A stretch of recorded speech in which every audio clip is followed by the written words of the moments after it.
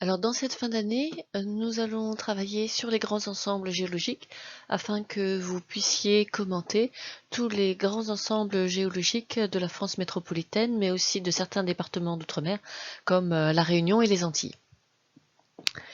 Dans ce cours-ci, on va s'intéresser aux chaînes de montagnes de collision, en sachant que les Alpes ne sont qu'un exemple et elles ne sont pas à connaître pour elles-mêmes. Et pour ça, on va utiliser tout un tas d'outils que nous avons vus en TP, donc la carte au millionième, vous avez fait votre propre carte au millionième, la carte tectonique, la carte métamorphique. En pratique, nous n'allons pas utiliser les cartes au 1/250 millième, c'est seulement ceux qui préparent G2E qui doivent vraiment les connaître. Et puis à l'occasion, on travaillera sur quelques cartes au 1/50 millième. Là, il n'y en a pas de précise qui soit au programme, donc c'est au choix de l'examinateur. Et puis, par ailleurs, on a la carte du monde des anomalies de Bouguer qui peut aussi vous être proposée. Et puis un autre outil qui est fréquemment utilisé, c'est le profil sismique crustal à travers toutes les Alpes. Donc notre objectif, c'est de voir comment, pour une chaîne de montagnes de collision, on peut utiliser des études avec diverses méthodes. Donc l'objectif ici, ça va être de faire la synthèse de toutes les méthodes géologiques qu'on a vues jusqu'à présent, pour voir comment concrètement sur un objet géologique qui est une chaîne de montagne, on peut utiliser ces outils, en quoi ils sont complémentaires, pour arriver à reconstituer les étapes de la vie d'une chaîne de montagne. Donc je vous rappelle ici les grandes subdivisions. Donc on a d'abord ce qu'on appelle la zone subalpine, où on a des sédiments de plateforme, donc à partir du Trias jusqu'au Crétacé. Des terrains qui sont souvent déformés, qui sont souvent plissés, des chevauchements. Donc ça c'est la couverture sédimentaire plissée. Ensuite, pour la marge européenne, nous devons aussi rajouter à cette marge européenne la zone briançonnaise, qui ne présente beaucoup moins de sédimentation, encore beaucoup de sédimentation au Trias, et puis ça devient extrêmement partiel au Jurassique et au Crétacé. Il reste beaucoup de terrains primaires, c'est pour ça que cette zone est aussi appelée la zone houillère. Donc il faudra expliquer la différence de sédimentation entre la zone subalpine et la zone briançonnaise. Bien sûr, comme dans la zone subalpine, mais ici ça se voit, on a du socle primaire paléozoïque. Contrairement à la zone subalpine, ici il y a un métamorphisme lors de la formation de la chaîne de montagnes alpines. C'est un métamorphisme plutôt léger, limite schiste vert, schiste bleu, mais qu'il faudra expliquer. On a ensuite une zone qu'on appelle la zone liguro-piémontaise et que nous avons déjà interprétée comme étant largement une zone océanique dans laquelle, de temps en temps, il y a des intrusions de massifs cristallins provenant soit de l'Europe, soit de la zone apulienne. Beaucoup de couvertures sédimentaires, on a vu cette roche qu'on appelle des schistes lustrés, qui sont des sédiments océaniques qui ont cette couleur un petit peu brillante. Il y a bien sûr en vert sur cette carte toutes les ophiolites qui sont des restes de plancher océanique. Donc là, on a tout un ensemble qui est métamorphisé. Donc on a aussi, comme je vous l'ai dit, des massifs cristallins internes qu'il faudra attribuer soit à l'Europe, soit à la zone afro-apulienne. On a aussi tout un métamorphisme qu'on avait déjà interprété dans le cours métamorphisme comme un métamorphisme soit d'hydrothermalisme pour la zone particulière du Chenaillé, soit une zone au contraire de subduction pour le Queyras ou pour le Vison. Dans la zone dauphinoise, on a une couverture sédimentaire et on a des massifs cristallins. Donc en fait, des massifs cristallins, on en retrouve ici. Donc n'oubliez pas les terrains métamorphisés au primaire. Donc ce sont les massifs cristallins externes, pas métamorphisés. Puis nous avons des massifs cristallins internes, européens, tout ce que l'on trouve ici, avec Doramera, avec le Grand Paradis. Et puis des massifs cristallins qui, eux, au contraire, sont à raccrocher à l'Afro-Apulie, qui sont ici, et qui sont aussi des massifs cristallins dits internes, puisque je vous rappelle que le critère interne ou externe, c'est par rapport à ce grand chevauchement qu'est le chevauchement pénique frontal. Donc nous, parmi toutes les chaînes de montagne, nous devons seulement nous intéresser aux chaînes de collision, c'est-à-dire aux chaînes de montagne qui sont provoquées par la collision de deux lithosphères continentales après disparition de l'océan qui les séparait. Donc a priori, dans une chaîne de collision, on pourra toujours trouver des traces de l'océan qui existait avant cette collision, et puis au moins partiellement les marches passives qui étaient à la limite de cet océan. Donc commençons par le plus simple, qu'on trouvera toujours dans n'importe quelle chaîne de collision, c'est un domaine océanique, donc dans lequel on va toujours trouver des ophiolites et des sédiments océaniques, mais ces sédiments océaniques pourront prendre différents aspects. C'est seulement dans les Alpes qu'on les appelle des schistes lustrés. Donc dans des ophiolites, roches serpents, mot à mot en grec, on va trouver des métabasaltes, des métagabbros et des métapéridotites qu'on appelle des serpentinites. Donc c'est ce qu'on a vu sur la carte, qu'on trouve ici avec la légende Oph pour ophiolite ou Ub pour ultrabasite, donc en fait les serpentinites. Par contre, il faut faire bien attention qu'à un endroit, il peut y avoir en fait eu plusieurs chaînes de collision successives. Et c'est exactement ce qui va se passer en France. On montrera dans le TP sur les massifs anciens qu'on peut interpréter les massifs anciens en France comme la fermeture d'un ancien océan au primaire. Et il y a pour cet ancien océan qui a disparu au primaire, il y a aussi pour lui des traces. Donc c'est ça qui se passe ici avec l'ophiolite de Champs-Rousse, c'est qu'en fait ici on est sur la suture ophiolitique non pas des Alpes, mais de la chaîne hercynienne. Donc bien sûr, si on vous demande de retracer l'histoire des Alpes, il ne faut absolument pas utiliser cette ophiolite, mais seulement celles qui sont dans le domaine océanique.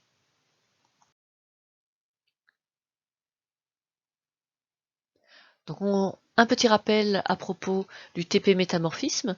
On avait étudié en détail le massif du Chenaillé et on avait vu qu'il y avait plusieurs types de roches que l'on pouvait voir. Donc quand on se situe ici en bas, les roches essentielles que l'on voit, ce sont des serpentinites, donc du manteau métamorphisé. Ensuite, toute cette zone où les blocs sont visibles à l'œil nu, jusqu'ici où on arrive sur une zone plus lisse. Dans tout ce secteur, on a des métagabbros. Donc on a repéré comme étant des métagabbros parce que vous avez ici une couronne de chlorite. Donc on est dans du faciès schiste vert. Et puis pour certains gabbros qui étaient particulièrement bien conservés, on arrivait même à voir ce qu'il y avait avant le schiste vert et à voir des amphiboles. C'est de la hornblende. Et puis tout à fait ici au sommet, on a quelque chose de beaucoup plus lisse parce que ça ne se dégrade pas, ça ne s'altère pas en bloc, mais ça va s'altérer en éléments beaucoup plus petits. Et en fait, ce sont les pilolavas, donc les métabasaltes. Et ce qui nous manque sur le Chenaillé, c'est la couverture sédimentaire, parce que le Chenaillé est limité par deux grands chevauchements qui seraient en dehors du domaine. Si je le dessine ici, c'est encore un petit peu trop près. Et puis il y a encore derrière un autre chevauchement, et donc tous les chevauchements font des cisaillements, et la couverture sédimentaire est complètement arrachée. On ne sait même pas ce que ça pouvait bien être.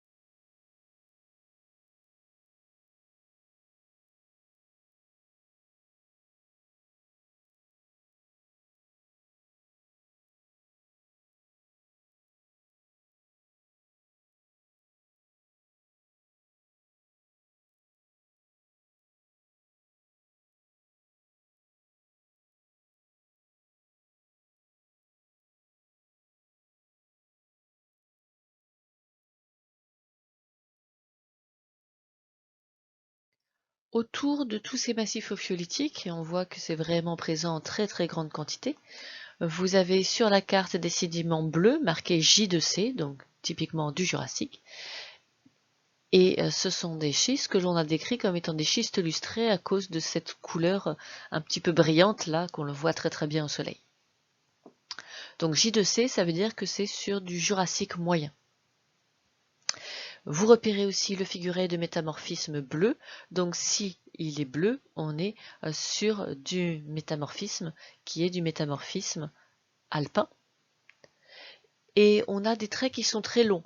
Donc ce n'est pas le faciès schiste vert simplement, il y a des endroits où les traits sont un peu interrompus, c'est du faciès schiste vert. On n'est pas sur du faciès schiste bleu franc non plus parce que sinon les traits seraient continus. Ils ont choisi un motif un peu intermédiaire pour dire que on est à la limite entre le faciès schiste vert et le faciès schiste bleu. Donc puisque on a des composants de faciès schiste bleu, il n'est pas possible de proposer qu'il s'agisse simplement d'hydrothermalisme puisqu'on n'atteint jamais par hydrothermalisme la gamme de pression caractéristique du faciès schiste bleu.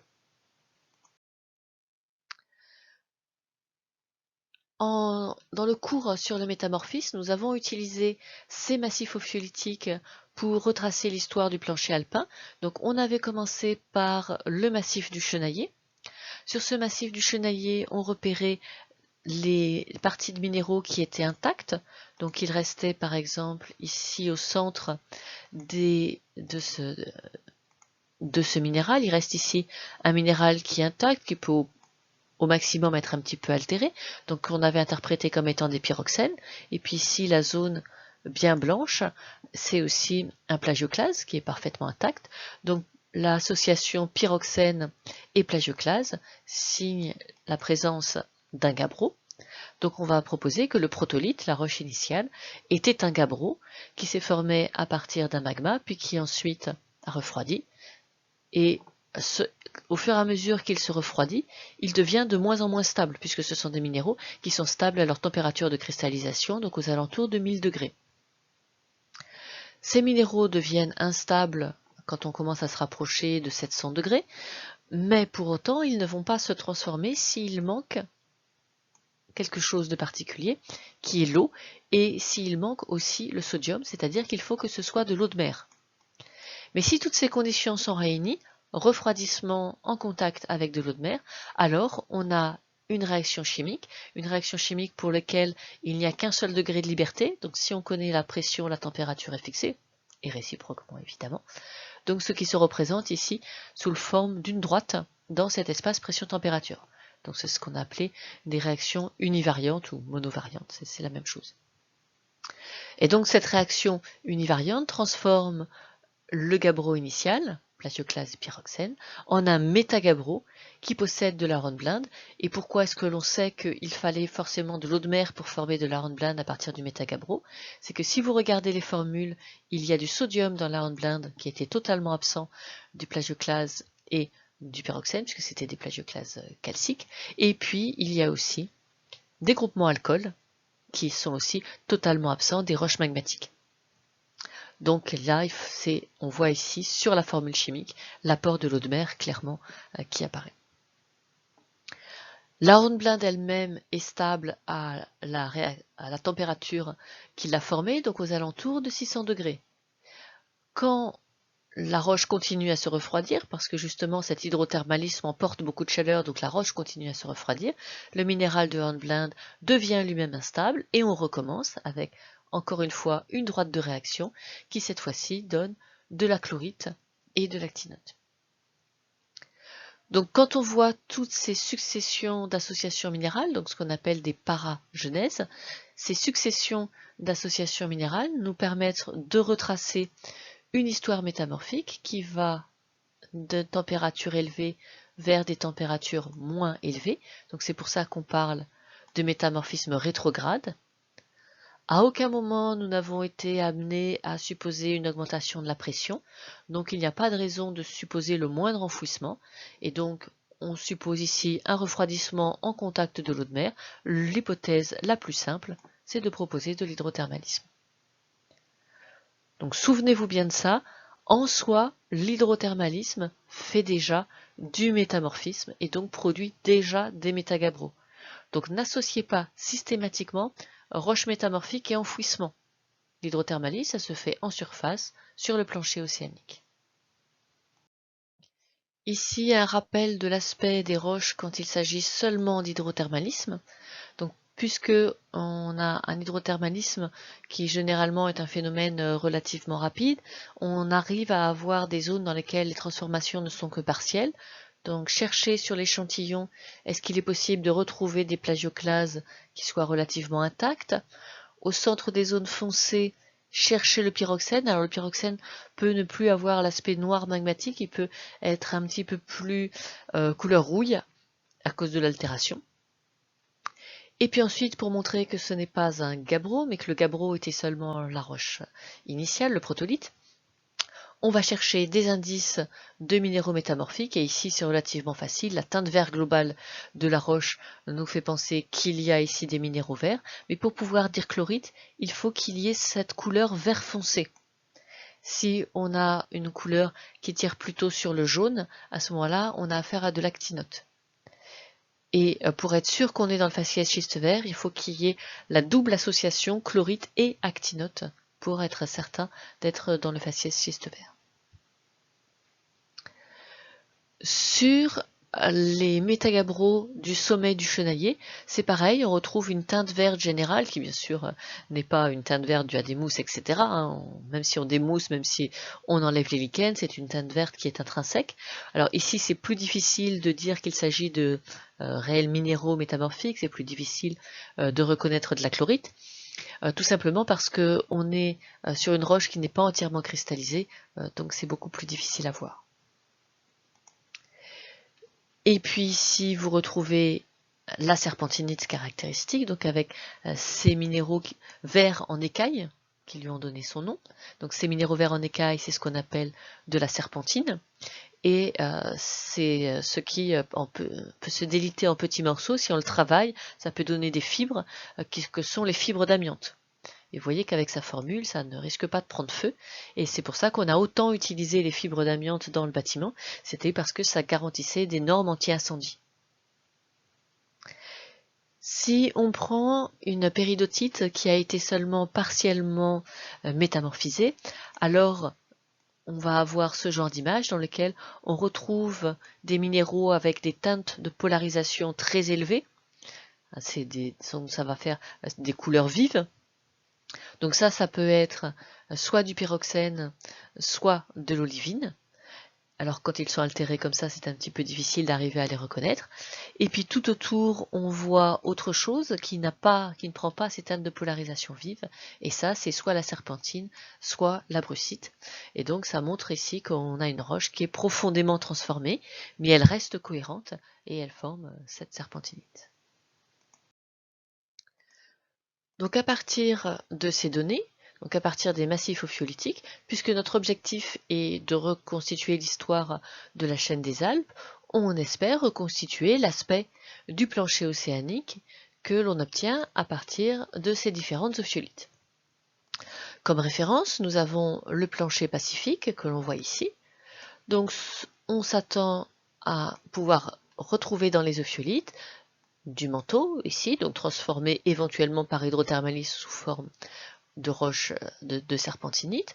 Ensuite, on passe le Moho, on s'attend à pouvoir trouver des gabbros massifs dans ce secteur, puis ensuite à retrouver du complexe philonien, et puis ensuite à retrouver des basaltes, éventuellement des sédiments, et puis tout ça sur environ 8 km.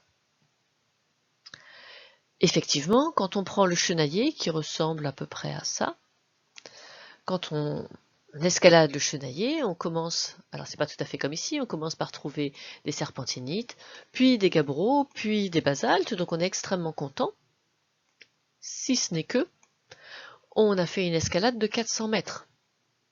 On n'a pas monté 8000 mètres. Donc il est clair que les 8 km qui sont présents ici sont présents sous forme de 400 mètres au chenailler. Mais en fait, c'est pas ça le pire. Pourquoi est-ce qu'on vous parle du chenailler? Pourquoi est-ce qu'on emmène les étudiants au chenailler? C'est pas du tout parce qu'il est représentatif du plancher alpin, mais parce que justement, il ne l'est pas. On va au chenailler parce que c'est une exception. Et parce que c'est une exception, on peut voir les trois types de roches. Si on tirait un massif ophiolitique au hasard et qu'on allait y faire une sortie géologique, ce serait une très très mauvaise idée. Parce que 9 fois sur 10, on emmènerait les étudiants voir un massif de serpentinite et rien d'autre. Les plus chanceux verraient un massif de serpentine avec peut-être quelques basaltes. D'autres verraient un massif de serpentine avec quelques gabbros. Et très peu auraient la chance de voir les trois types de roches. Or, si je suis sur un modèle de dorsale rapide de type Pacifique, je dois toujours systématiquement voir l'empilement de péridotite, de gabbro, de basalte. Il n'y a pas d'exception possible à cette règle. Donc, il est clair qu'il n'est pas possible de prendre un modèle de dorsale rapide de type Pacifique. Ça ne correspond pas à ce que je vois. Ce que je vois, c'est presque tout le temps du manteau. Et en plus, on trouve une roche très fréquemment à l'intérieur des Alpes, à tel point qu'elle a été exploitée, comme je vous l'ai montré en TP, c'est la fameuse ophiocalcite. Donc cette roche dans laquelle on retrouve des morceaux d'ophiolite, ici plus particulièrement de la serpentinite, avec au contraire autour une zone de calcite qui fait effervescence à l'acide. Les morceaux de serpentine sont anguleux, on le voit ici, donc c'est ce qu'on va appeler une brèche, et le liant est forcément ce dans quoi sont tombés ces morceaux. Donc c'était un sédiment meuble qui était situé en bas de pente. Donc c'est ce qu'on a représenté ici. On a représenté ici une faille normale pour qu'il y ait une certaine pente qui apparaisse. On a beau être sous l'eau, l'érosion sous-marine existe, donc le haut de cette falaise a tendance à s'éroder et à tomber sous forme de blocs anguleux, et si ça tombe dans des sédiments calcaires, à ce moment-là, ça va former, après diagenèse, ce type de roche qui est une ophiocalcite. Donc vous voyez le problème, si je garde mon modèle ici, il n'y a aucune raison à aucun moment que les 8 km de croûte disparaissent et que le manteau soit à l'affleurement. Donc je dois complètement changer de modèle de plancher océanique, et c'est pour ça qu'on vous propose ici un modèle de plancher océanique qu'on a qualifié d'alpin, dans lequel on va essayer de placer tous les massifs ophiolitiques alpins, donc des massifs où de temps en temps il n'y a que des basaltes en plus de la serpentinite, ou que des gabbros, ou la plupart du temps que des serpentinites, ou le chaudaillé, où on trouve les trois types de roches. Et donc vous voyez que le modèle qu'on vous propose, c'est avant tout du manteau à nu, parce que c'est ça qui est le plus fréquent dans les massifs ophiolitiques. Donc on est sur une croûte qui est très mince, qui peut être d'épaisseur 0, le plancher est à nu, ou une petite coulée de basalte, et puis ce sera vraiment de façon exceptionnelle qu'il y aura ici ou là un volcan sous-marin, et ici ou là une poche de gabbro qui pourra, ici elle est remontée, qui pourra éventuellement affleurer, ou sinon qui reste en profondeur. Donc ça, c'est ce qu'on appelle les planchers de dorsale lente. Les planchers de dorsale lente ne sont pas associés à un fort magmatisme qui crée cette croûte de 8 km d'épaisseur que vous connaissez sur les planchers de dorsale rapide. Sur des planchers de dorsale lente, l'accrétion est tectonique, donc on a un phénomène tectonique qui crée du plancher, mais on n'a pas le phénomène magmatique associé, il est vraiment très faible, et donc c'est essentiellement du manteau à nu qui fait le fond de l'océan alpin et qui fait aussi le fond de l'océan Atlantique. La dorsale atlantique est une dorsale lente. Donc si je résume ce que nous avons sur cette zone océanique, donc on est dans ce que en technique les géologues professionnels appellent la zone liguro-piémontaise et que nous avons appelé tout simplement la zone de l'océan alpin. On a reconstitué le plancher océanique par les ophiolites, et comme certains l'avaient peut-être judicieusement remarqué en faisant leur carte, on tombe beaucoup plus souvent sur des massifs ophiolitiques marqués UB, ultrabasite, donc serpentinite, que des massifs marqués ophiolite avec aussi des métagabbros et des métabasaltes. Bien sûr, il n'y a pas que des roches magmatiques métamorphisées, il y a aussi des sédiments océaniques. Et donc avec tout ça, on arrive à reconstituer les vestiges de l'océan alpin. Donc nous, on ne va pas rentrer dans les différents noms des sous-parties de l'océan. Le programme demande d'utiliser le terme océan alpin, tout simplement. Donc pour comprendre comment se forme ce type de plancher de dorsale lente, ce qui est quand même très particulier, on va s'arrêter là avec ce commentaire du diaporama et je vous retrouve dans la prochaine vidéo où on va faire un schéma de l'accrétion tectonique d'un plancher de dorsale lente.